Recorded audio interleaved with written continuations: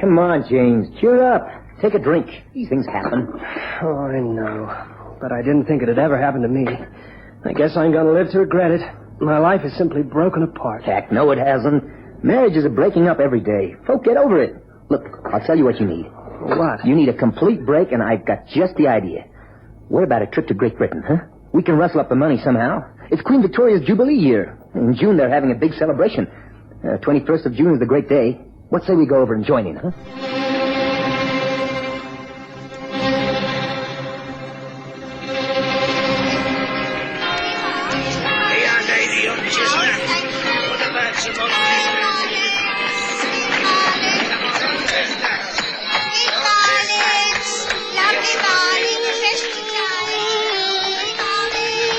We present the Stories of Sherlock Holmes.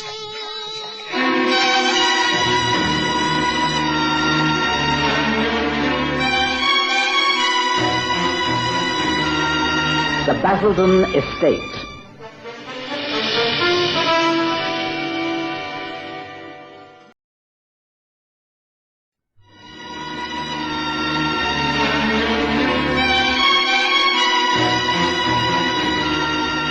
It was 1887, Queen Victoria's Jubilee year, and the spring was quite perfect. The days were sunny and bright.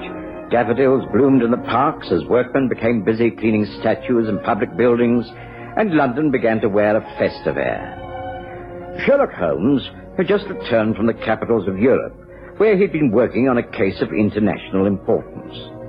He was extremely pleased to be back home and sat for long hours at our windows in Baker Street, looking down at the traffic and the people in the street below. I must admit, it's very pleasant to be back in London and surrounded by all the old familiar things, Watson.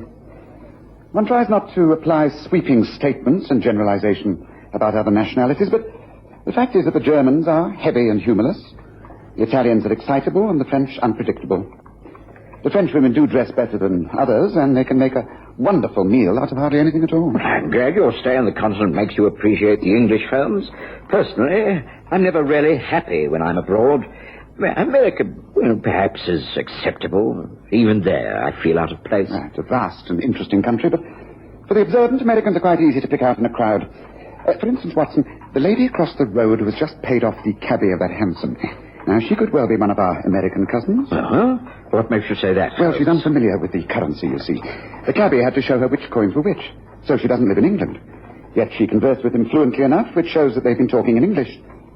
She's smartly and expensively dressed, but she's carrying a large buckskin bag instead of the conventional British handbag. It's attached to a length of rawhide carried from the shoulder.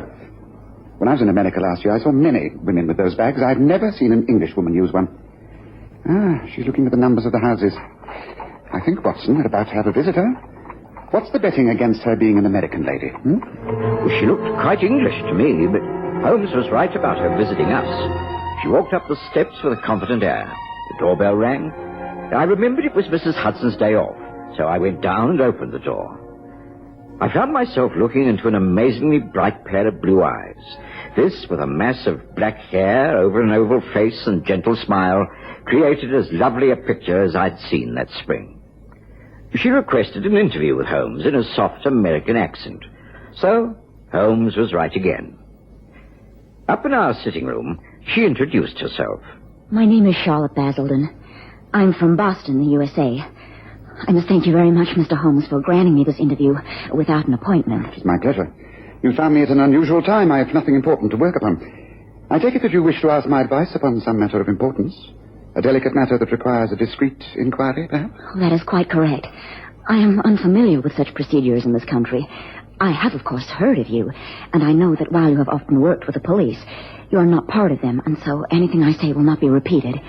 I am most anxious to avoid a scandal. You see, nothing criminal has happened, at least so far. Oh, please, I understand. Tell me what's troubling you. From the very beginning, when your anxiety started, try not to leave anything out, even though it may seem very unimportant. Very well, but it is hard to say when I began to worry. You see, the position is this. My husband is heir to a large estate. He's the great-nephew of Lucas C. Basilton, the Texas cattle millionaire. L.C., as he is popularly known by, has never married. He is now a very old man and quite ill. He has no near relatives except my husband James and another great nephew, Philip. Philip has proved himself just a no good. He's a wastrel, a knockabout.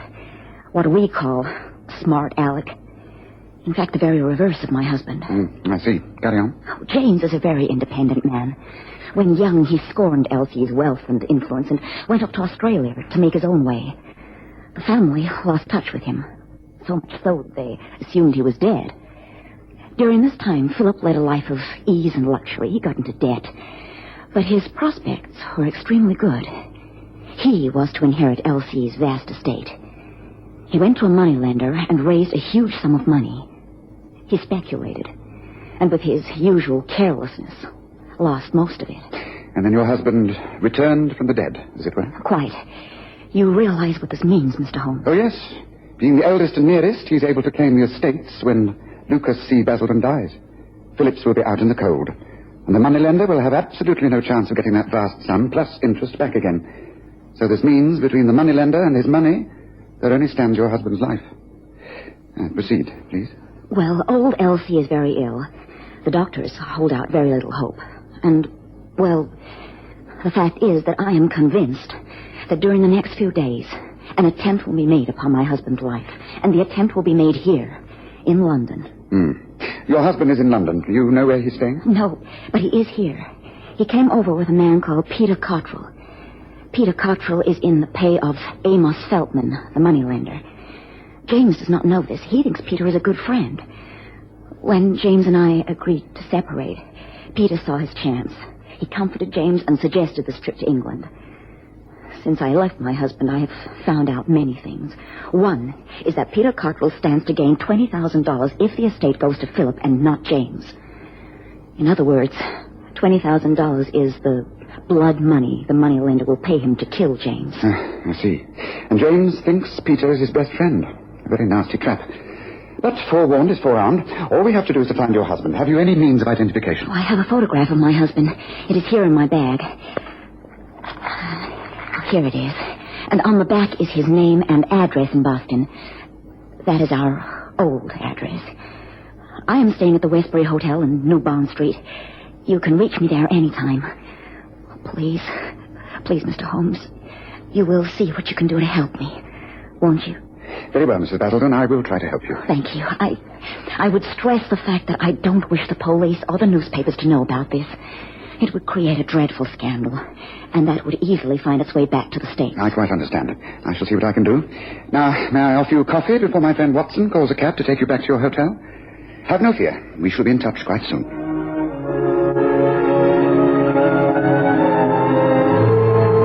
I saw Charlotte Basilton out and into a hansom cab.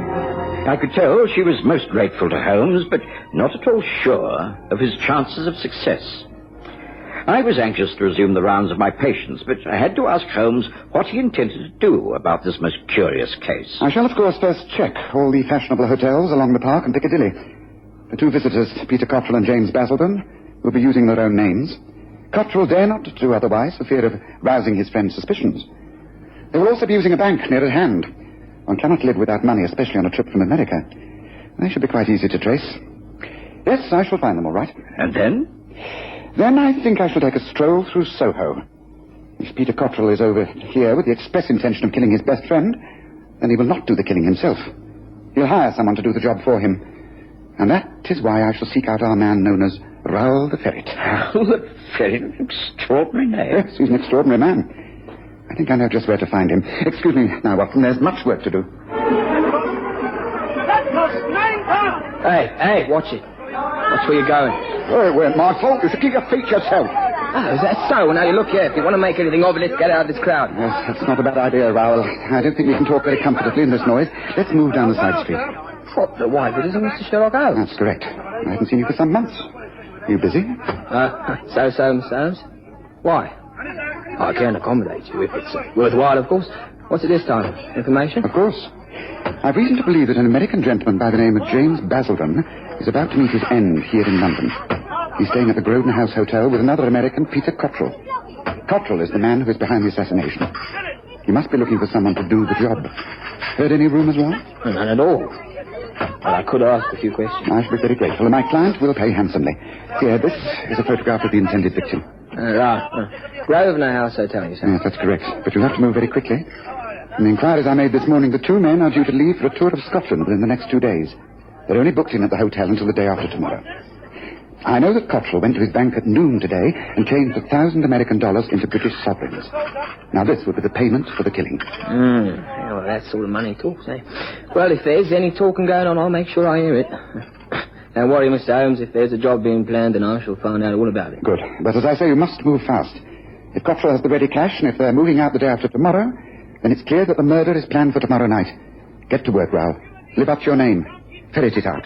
And quick. I was extremely busy for the rest of that day and saw little of Holmes, who seemed quite preoccupied and didn't mention the Basilton Estate case at all, even over breakfast the next morning. But at lunchtime, when I came back to Baker Street, there was a rather scruffy-looking man loitering around the steps of 221B.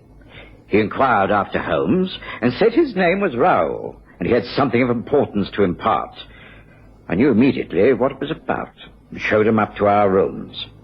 There, over a tasty luncheon of bubble and squeak, Raoul the ferret told us all he'd uncovered. How's it to be tonight, Mr. Holmes? The man who's doing the job is Diggs Baker. Known to have received 100 quid in advance, and the balance is when it's all over. Yes. Where and how, Raoul? Somewhere in Greek Street, outside one of the restaurants, I think. Which one? I don't know. Diggs is one of his favoured hangouts. Place known as Aristos. Is the most likely. Can't tell you the time either, but could be any time between 8 o'clock and midnight. Yes, I should imagine the later the better. I doubt if it'll be before 9. Good work, Raoul. Now, here is what I wish you to do. You will find someone to give you a hand, as this cannot be stopped without plenty of help. I need 3 men to create a street scene. Now, listen very carefully. Having enlisted these men, you will arrange to patrol Greek Street from 8 o'clock onwards. Station yourself outside Aristos, and I shall arrive to give you final instructions. Now, don't worry, there'll be no police interference and as little trouble as possible. Now, finish up the bubble and squeak. There's a lot for us to do. Watson, I take it that you will have completed your day's work by 6 o'clock and will be willing to join in the evening's activity? If you try to prevent me, there'll be trouble, Holmes. Good. Very well. We shall meet later, and from 7 o'clock onwards, we shall be outside the Grosvenor House Hotel. Yes, it could be a very long and quite dangerous evening, so both of you come prepared. I found it hard to concentrate upon my work for the rest of that afternoon. I simply couldn't see how Holmes could prevent an underworld crime of this magnitude without a sensation and perhaps bloodshed. However, I agreed to pocket my service revolver when we left Baker Street, and in the warmth of that April evening, I stood with Holmes opposite the Grosvenor Hotel. It's a good job the evening's so mild, Holmes. At least we can sit on one of the park benches without arousing curiosity. Yes, that is fortunate. But can't you tell me what to anticipate? I mean, what form do you think this murder plot would take? I can't say. I am, however, fairly sure that Peter Cottrell will not be actively involved. That means that James Basilton will somehow be lured into Soho. Yes, that's why we're watching, Watson. If only we knew what was taking place at this very moment between those two men, we should have a clearer idea of how to go about things. I'm only sure that Peter Cottrell is about to put his deadly plan into action. Basilton will, of course, not suspect a thing. I'm sorry that I have to go out straight away, James, but I must try to fix up this unexpected business with an export firm. Oh, I thought you'd done all that. Well, I couldn't finalize it till after hours. Look, it won't take long. Look, I have a table booked at Aristos for 8 o'clock. It's that great little place in Soho. You know, we went there a couple of nights back. Why don't you go there? I'll join you as soon as I fix things up. I can wait here. As a matter of fact, I don't care if we don't go out at all. Oh, come on. It's our last night in London until Jubilee Day, and then the city will be crowded. We can have a leisurely meal and maybe fix ourselves up with a couple of girls. There's some great lookers around Aristos. Oh, no, I kind of dislike that casual stuff. Ever since I left Charlotte, I've been thinking I made a mess of my love life. No, come on, at least let's have a decent meal out. We came over here to cheer you up, remember? Oh, all right. I'll meet you at the restaurant at 8 o'clock. But don't keep me waiting there too long, will you, Pete? I'll be there just as soon as I can. I'll go order you handsome right now. See you later, James. And don't flirt with too many girls till I get there. There, Watson. See? The hansom cab that is waiting. That is Peter Cottrell getting into it. Quickly, take the other cab and follow him. Stay near him and report back to me in Greek Street as soon as you find out where he is. Now, hurry now, Watson, hurry.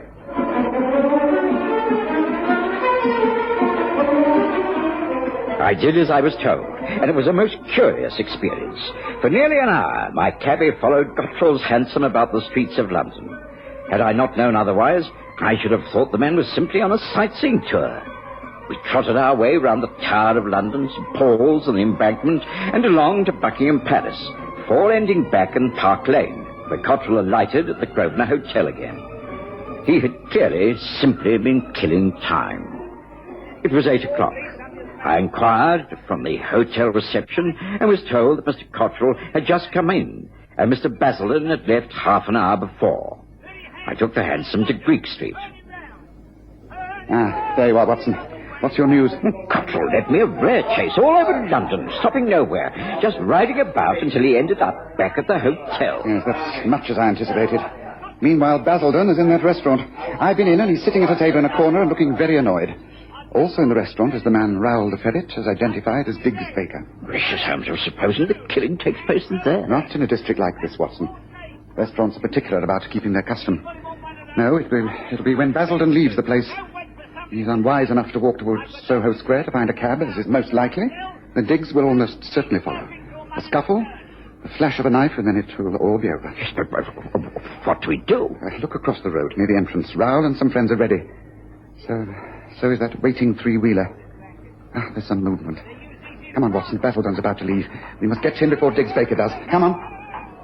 Evening, sir. Nice evening. You've been needing a cab, sir. Oh, no, thank you. I shall walk. Oh, I wouldn't do that, sir. Not if I was you. It's dangerous.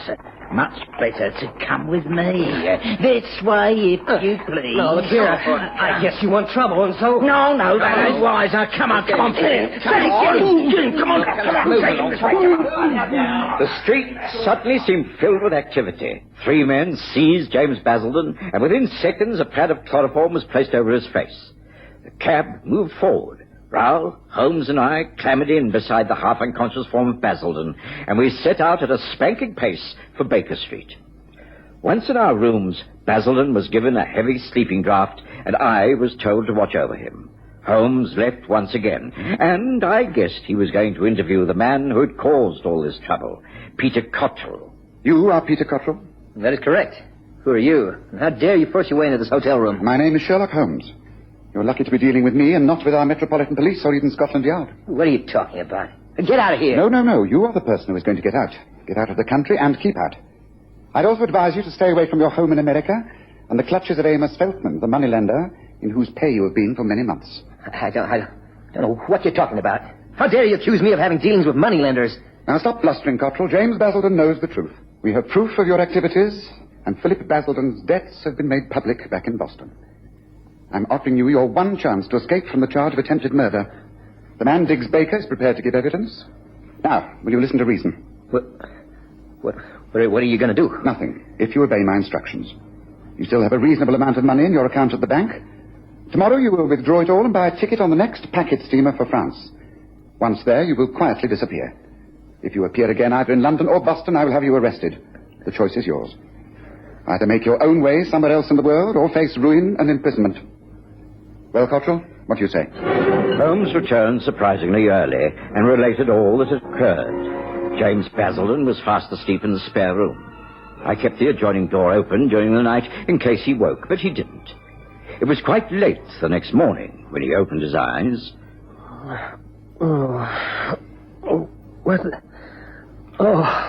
My head. Where the devil am I? You've woken up at last. That is good. How do you feel? Who the heck are you? What am I doing here? I haven't been asleep. I've been drugged. I remember now. I was in that restaurant in Greek Street. I came out and I was attacked. Now, I demand an explanation for it. How dare you hold me here against my will? You are not being held against your will. You have been brought here for your own good. There was a plot against you. You're a very lucky man, Mr. Basilton. Plot against me? What the devil are you talking about? And how'd you know my name? What does all this mean? I not only know your name, I know all about you. Your failed marriage, your dying uncle, your trip to Europe. I also know more about you than you know yourself. Stop talking nonsense. If I'm being held here against my will, then kindly order me a cab and let me return to my hotel.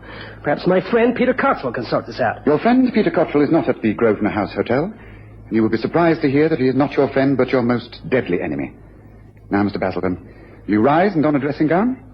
Over a good old-fashioned English breakfast of eggs and bacon and Indian tea, I will explain to you in great detail how you are now still living and able to enjoy life on the Basilton Estate. At first, James Basilton was reluctant to accept our hospitality. But he could see that neither Holmes nor I were the criminals he first took us to be.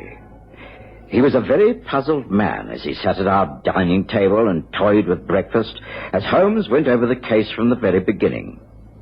As Holmes told the tale, the skepticism gradually faded from Basilton's face, and an expression of wonderment grew in his eyes. The disbelief vanished when Holmes explained that his wife had brought the investigation about, and that it was through her love and loyalty that Cottrell's treachery had been exposed. I was forced to do a little bluffing in the end. Of course, I told Cottrell that I had proof of his dealings with Amos Feldman, the money dealer. I hadn't. I told him also that your cousin Philip's debts were well known. They aren't. I also told him that Diggs Baker was prepared to give evidence against him. He isn't. In fact, Diggs is getting off extremely well with £100 in cash for a crime he wasn't able to commit. Unfortunately, we cannot bring him to book. Not this time. But his type will be caught eventually. Before he does another killing, I hope. But if he goes free, at least you are free also. Mr. Holmes, Dr. Watson, if all you say is true, then I am forever in your debt. I owe you my life. It still seems quite incredible that Peter Cottrell could have, deceived me in such a fashion, but I suppose I have to face the facts. I guess I've been just plain stupid. I should have listened to my wife. Yes, I think you should. But she's still at the Westbury Hotel, not far from here. When you've finished your breakfast, perhaps you'd like to take a cab round there? I most certainly will.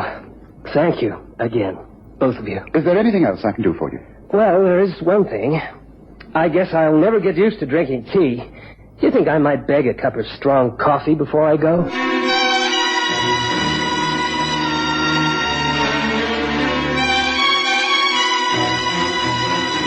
Listen again next Sunday to The Stories of Sherlock Holmes, with Graham Armitage as Holmes and Kerry Jordan as Dr. Watson.